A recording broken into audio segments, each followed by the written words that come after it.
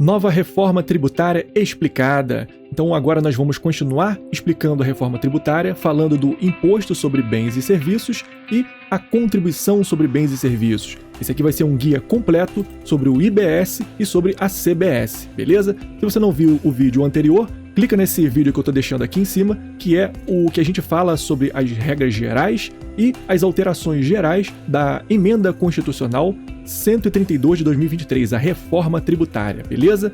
Então vamos continuar falando agora do IBS. Quais são as características principais do IBS? A gente vai falar sobre a competência compartilhada, sobre a sua instituição, sobre as características, sobre o comitê gestor do IBS, para que vai precisar lei complementar nesse imposto, sobre as suas regras de isenção e imunidade, sobre a alteração da legislação federal, redução ou arrecadação, e sobre a sua distribuição. Vamos lá? Começando pela competência compartilhada. Como assim? Esse novo imposto tem uma competência compartilhada? Realmente é uma novidade, né? A gente não tinha isso antes. O que a gente tinha era a competência privativa, que a União tinha seus impostos, o Estado tinha seus impostos, o município tinha seus impostos, o Distrito Federal tinha a competência cumulativa, que acumulava as competências estaduais e municipais. A gente tinha competências residuais, que era a competência da União para impostos, mas a gente não tinha esse tipo de competência aqui, competência compartilhada. Agora a gente tem, e a gente tem que atualizar os nossos resumos, os livros vão precisar ser atualizados da doutrina, e a gente tem um novo tipo de competência aqui, que é a competência compartilhada. E a competência do IBS é justamente essa, uma competência compartilhada entre estados, Distrito Federal e municípios, beleza? A sua instituição será feita por lei complementar, então precisa de lei complementar para instituir o IBS. Lembra que eu falei, né? A Constituição não institui tributo. A Constituição autoriza que os entes federativos instituam seus tributos. Então, quando a Constituição traz lá imposto de renda, ela não está criando imposto de renda. Ela está criando uma competência para instituir imposto de renda. Ela está dizendo a União pode instituir imposto de renda. Mesma coisa que o IBS. Quando ela traz o IBS na Constituição, a Constituição não está criando o IBS. Ela está dizendo os estados, o Distrito Federal e os municípios podem conjuntamente criar o IBS. E a instituição do IBS tem que ser por lei complementar. Isso aqui é muito importante. Anota aí, lei complementar. E quais são as características desse novo imposto? Elas são as seguintes. Em primeiro lugar, ele observará o princípio da neutralidade. Ou seja, o IBS vai interferir o mínimo possível na eficiência econômica, no sistema econômico, ok? Então, o IBS vai arrecadar, mas interferindo o mínimo possível na economia. A incidência do IBS será nas operações com bens materiais ou imateriais, inclusive direitos, serviços e na importação. Essas aqui são as possíveis hipóteses de incidência do IBS, autorizadas pela Constituição. Teremos também algumas imunidades, ou seja, onde o IBS não vai incidir. Não vai incidir sobre exportações. Por quê? Porque o Brasil não exporta tributos, mas uma regra aqui importante é que, apesar de haver essas imunidades aqui para exportações, o exportador vai aproveitar os créditos que ele teve anteriormente à exportação. Não vai anular esses créditos não, ok? E outra imunidade é sobre a radiodifusão de sons ou imagens gratuitos. Isso aqui também é importante.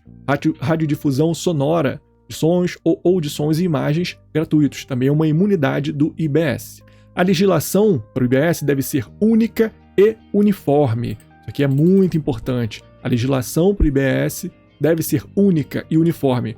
Como a gente viu, ele tem uma competência compartilhada, né?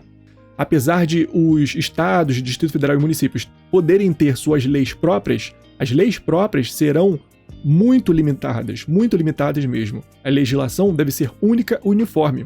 A única coisa que pode variar, que vai poder variar de um para o outro, é a alíquota do IBS, que também vai ter bastante limitação que a gente vai ver mais para frente. Então, a legislação deve ser única e uniforme, salvo a alíquota. As provas e concursos vão querer confundir a gente justamente nisso aqui. Vai dizer, inclusive, a alíquota. E tá errado, ok? Marca isso. Salvo alíquota. Então, as alíquotas do IBS, cada ente federativo vai poder ter a sua, vai precisar de lei específica para fixar essas alíquotas, e o ente federativo pode ter uma alíquota só para tudo. para todos os bens, todos os serviços, salvo as exceções da própria Constituição. Isso aqui é importante. A lei complementar não vai poder trazer exceções para essa regra aqui de uma alíquota para tudo, não. Só a Constituição Federal pode trazer essas exceções. Isso aqui é muito importante, muito importante. Lembra que eu falei no vídeo anterior que tinha uma exceção que poderia ser trazida por lei complementar, né? Não é esse caso aqui.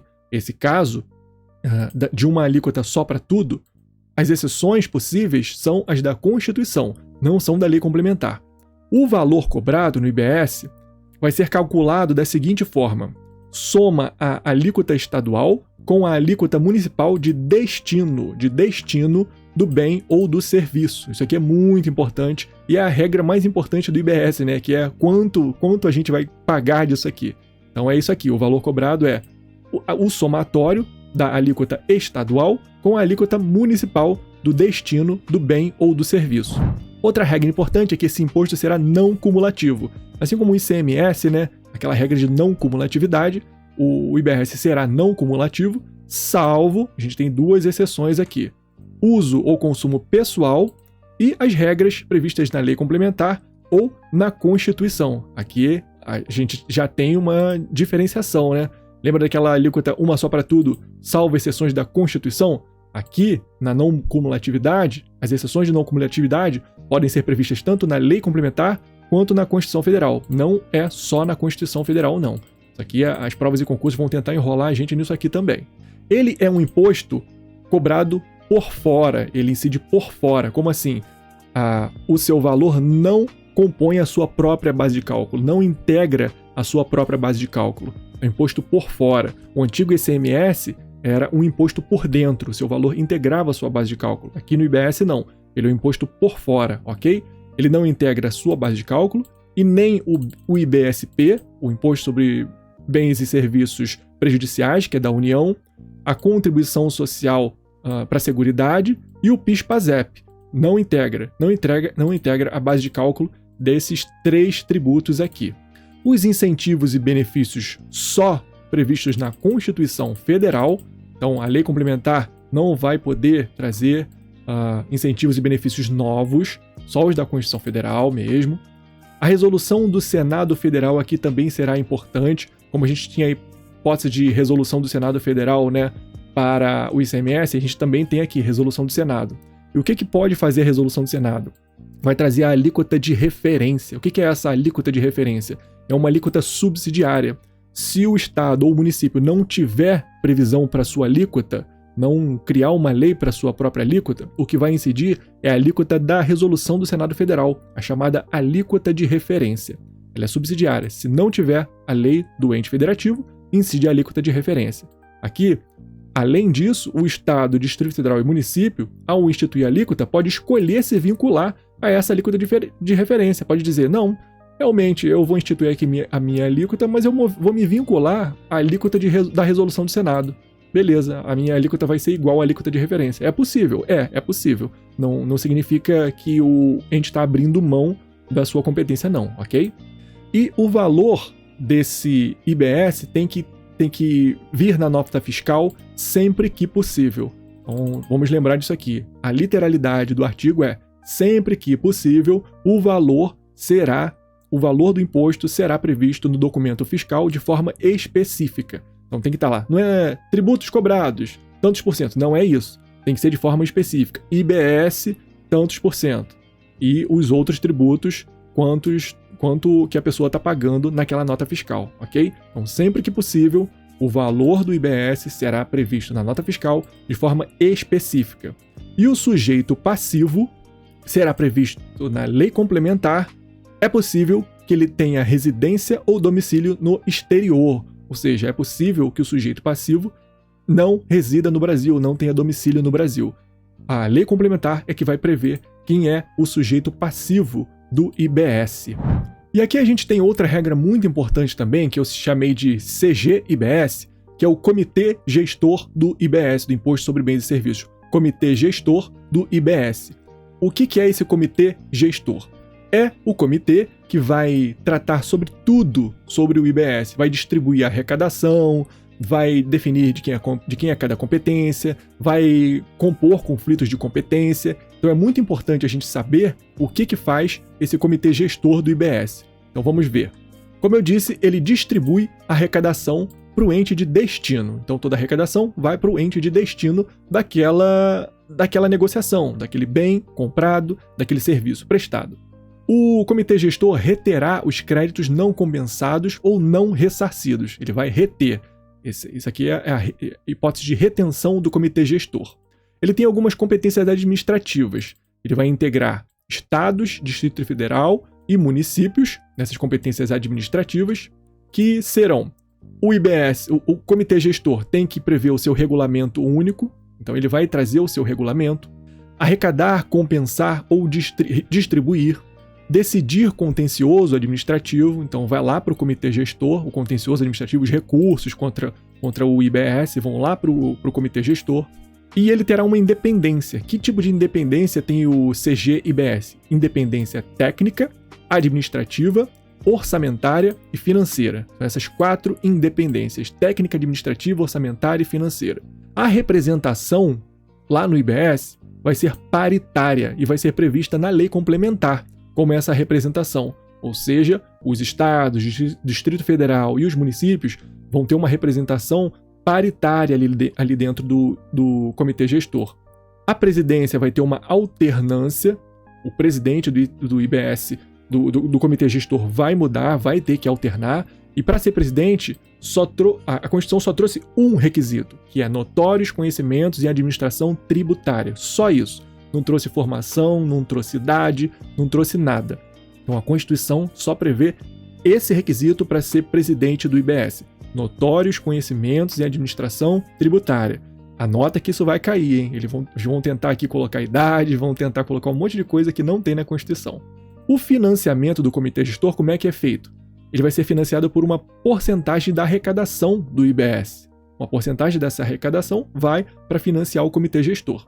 O controle externo do comitê gestor é feito por quem? Isso aqui pode confundir muito. Por quê? Porque normalmente o controle externo é feito pelos tribunais de contas, o controle externo é feito pelo Ministério Público, mas a Constituição Federal trouxe que o controle externo do comitê gestor do IBS é feito pelos estados, Distrito Federal e municípios. Então, se a questão do concurso trouxer que o controle externo do comitê gestor será feito pelo Tribunal de Contas da União, está errado. Será feito pelos estados, Distrito Federal e municípios. Muito importante isso aqui. Anota, grifa no seu vagdmeco, que isso vai cair. Controle externo do comitê gestor. Observação aqui.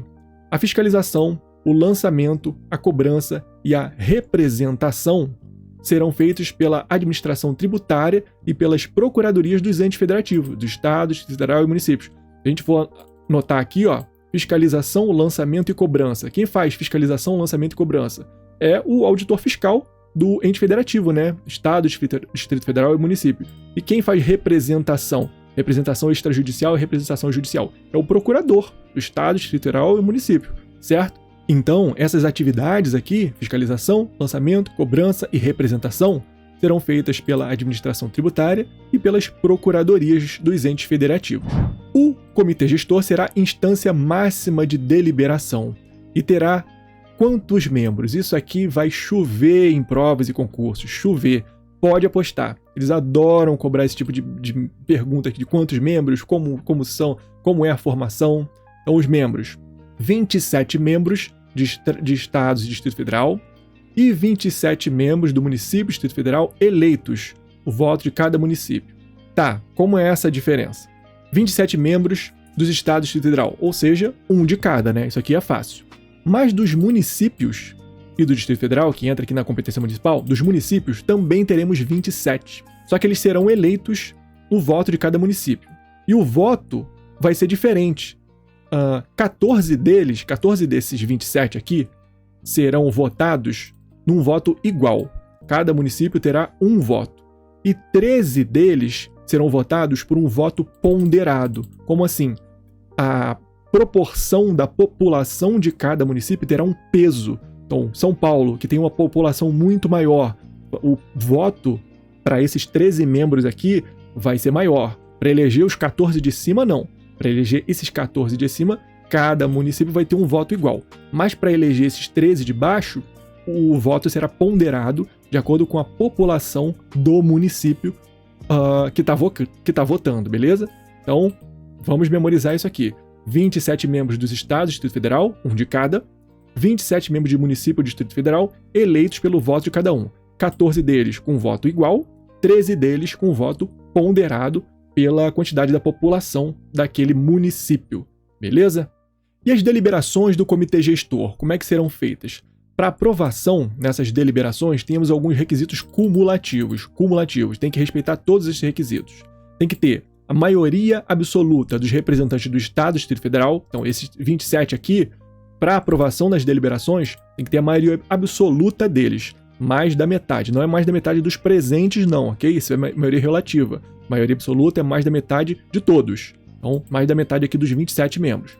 Dos representantes dos estados e Distrito Federal, mais 50% da população do país, mais 50% da população do país. Então, além da maioria absoluta dos representantes dos estados e Distrito Federal, a gente vai ter que ter os representantes do estado e Distrito Federal, mais os votos de 50% da população do país. É coisa pra caramba, né? Não é o voto da população, é proporcional aos votos da população do país.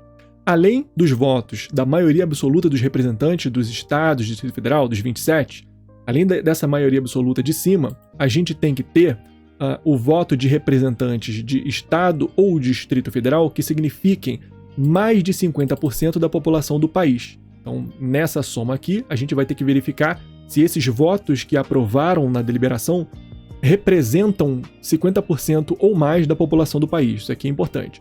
E, além disso, o terceiro requisito, a maioria absoluta dos representantes dos municípios, desses 27 aqui de baixo. Maioria absoluta desses 27 de baixo. Então, maioria absoluta dos representantes de cima, os 27 de cima, maioria absoluta dos representantes de baixo, 27 de baixo, e representantes dos estados ou Distrito Federal que signifiquem mais de 50% da população do país. Assim, tendo esses três requisitos, a deliberação foi aprovada no comitê gestor. O compartilhamento de informações é possível? É possível. Com quais órgãos? O comitê gestor pode compartilhar informações com o município? Com a Procuradoria de Estado? Não é bem assim. A Constituição Federal ou a emenda constitucional traz que o comitê gestor pode compartilhar informações com a PGFN, Procuradoria-Geral da Fazenda Nacional, e com a Administração Tributária da União, beleza? É o Ministério da Fazenda, Receita Federal, Administração Tributária da União. Não traz nada sobre estados e municípios. E o compartilhamento de informações do comitê gestor do IBS. Então, depois das regras do comitê gestor, a gente tem as regras da lei complementar.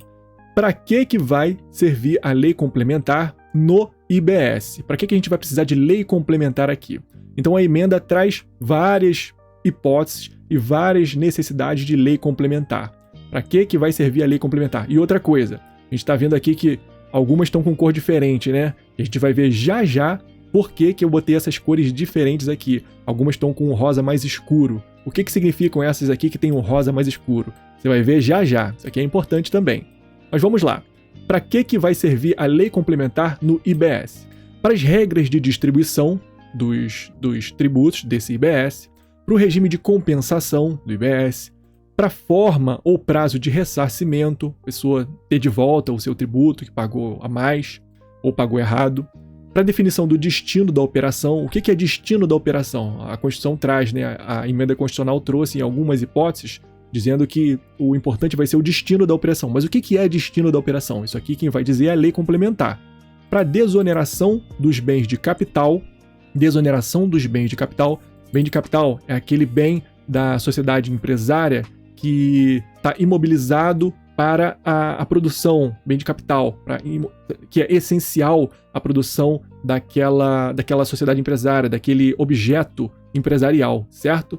E essa desoneração aqui poderá ser de 3 hipóteses, de acordo com a emenda. Poderá ser por crédito, por diferimento ou por redução de alíquota. Essas 3 hipóteses aqui de desoneração dos bens de capital. Também a lei complementar vai trazer os regimes aduaneiros especiais, as zonas de as zonas de processamento das exportações, vai prever também o processo administrativo fiscal do IBS, que vai ser um processo administrativo fiscal diferente, vai ser previsto nessa lei complementar, a devolução dos valores à pessoa física, que terá as seguintes características.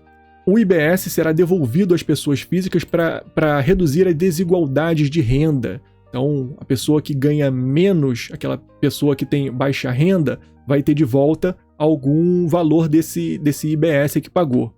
E esse valor devolvido para reduzir desigualdade de renda não será considerado na base de cálculo do IBS para outros cálculos aqui que a gente tem na Constituição também. É obrigatório para pessoas de baixa renda na energia elétrica e no gás. Então, na energia elétrica e no gás, a lei complementar não tem opção. Ela vai ter que trazer essas hipóteses aqui de devolução, ok? É obrigatório para pessoa de baixa renda. Quanto a outras que não sejam energia elétrica e gás, aí a lei complementar vai ter uma discricionariedade maior de prever como vai ser essa devolução, em que hipóteses vai haver essa devolução para pessoas físicas do imposto pago. A lei complementar também vai ter que prever quais são os critérios para as obrigações acessórias, visando uma simplificação de obrigações acessórias, que a gente falou lá no início, né? Os novos princípios do Sistema Tributário Nacional, um deles é a simplificação. E a simplificação é justamente isso aqui, a gente não ter tantas obrigações acessórias complexas, complicadas, difíceis de serem implementadas e cumpridas pelo contribuinte. Então, a simplificação é uma regra que vai ter que ser observada na lei complementar. A lei complementar também vai ter que trazer regimes específicos de tributação. Como assim? E que tipo de regimes específicos de tributação são esses?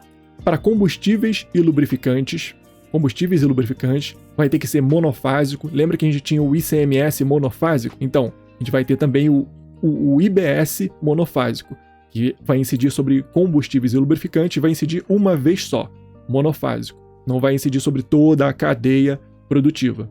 Sobre serviços financeiros, sobre operações com imóveis, sobre planos de saúde, sobre concursos de prognóstico, as loterias, famosas loterias, sobre as cooperativas. Aqui nas cooperativas, a emenda disse que será optativo para as cooperativas. A cooperativa vai dizer se quer ou não participar desse regime específico, regime especial de tributação. Para serviço de hotelaria, parques de diversão, agências de viagem ou de turismo, bares e restaurantes, a SAF, Sociedade Anônima do Futebol, está aqui também, e a aviação regional.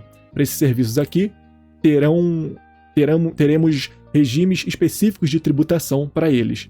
Para hipóteses previstas em tratados ou convenções internacionais, algum tratado internacional que preveja um benefício para um país específico, vai ter aqui no regime específico de tributação. Para o transporte coletivo de passageiros também, rodoviário, ferroviário e hidroviário. Rodoviário, ferroviário e hidroviário. Não tem aéreo aqui não, ok? Anota aí, fica atento a isso. Se a questão do concurso incluiu o aéreo aqui, está errado. Só rodoviário, ferroviário e hidroviário, transporte coletivo de passageiros, ok?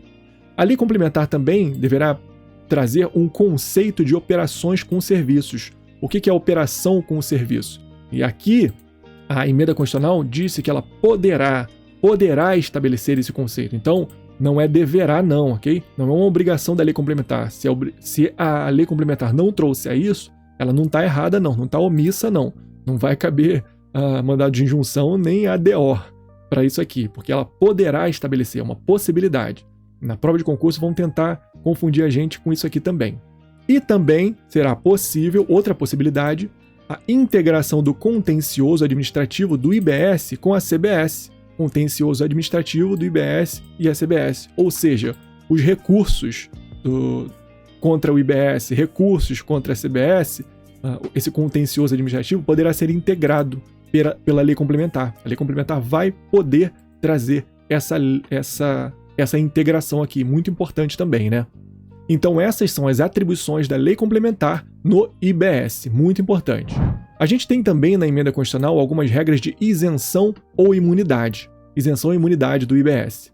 Essas isenções ou imunidades não implicarão crédito, então se aconteceu a isenção ou imunidade, não vai gerar crédito para o futuro e, além disso, anula os créditos que teve anteriormente, salvo no caso de imunidades. Imunidades quando determinada em lei complementar, na lei complementar do IBS, beleza? Isso aqui é muito importante também. Vamos memorizar isso. Isenções ou imunidades não implicam crédito e anulam os créditos anteriores. Então não tem nem crédito para o futuro, nem crédito do passado, salvo créditos anteriores, no caso de imunidades, quando determinados pela lei complementar. Muito importante. E quanto à alteração da legislação federal para redução ou arrecadação? Aqui a gente tem 3 regrinhas importantes. Se a gente tiver uma alteração na legislação federal que reduza a arrecadação, essa alteração vai ter que ser compensada nas alíquotas de referência. Ela vai entrar em vigor só depois do ajuste dessa alíquota de referência e será obrigatório a estimativa do impacto financeiro. Muito importante isso aqui. O que quer dizer? Se a lei federal reduzir a arrecadação do IBS, aquela alíquota de referência lá prevista pela resolução do Senado Federal, lembra? Aquela alíquota de referência vai ter que aumentar numa proporção que compense essa diminuição que foi feita na legislação federal. E essa diminuição da legislação federal só vai entrar em vigor depois que essa compensação da alíquota da resolução entrar em vigor. Então, uma vai depender da outra. E será obrigatório a estimativa do impacto orçamentário e financeiro dessa alteração da legislação federal. Não vai poder diminuir a arrecadação sem prever o quanto está impactando essa diminuição da arrecadação, beleza? Isso aqui é importante também. São 3 regrinhas bem interessantes, bem importantes. E quanto à distribuição da arrecadação do IBS? Isso aqui é muito importante também e vai ser cobrado, tenho certeza. A distribuição vai ser da seguinte forma: 25% do IBS dos estados tem que ir para os municípios. Como?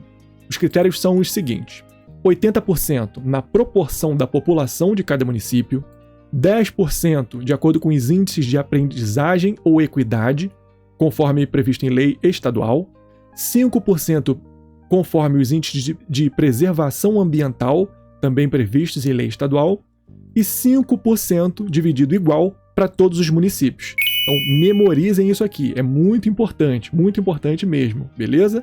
São os critérios de distribuição do IBS para os municípios. 80% na proporção da população, 10% índice de aprendizagem e equidade, 5% preservação ambiental e 5% igual para todos os municípios. Observação que eu coloquei aqui é diferente da regra do ICMS. Lembra da regra do ICMS? Como é feito, como são os critérios de distribuição do ICMS para os municípios?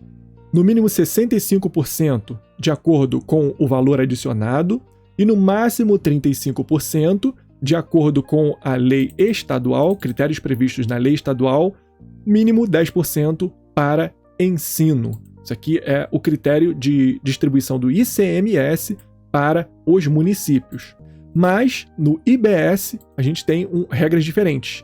25% do IBS dos estados vão para os municípios nesses critérios aqui, nessa proporção aqui. Essencial, muito importante mesmo. Isso aqui a gente tem que escrever na parede do nosso quarto para a gente não esquecer nunca mais.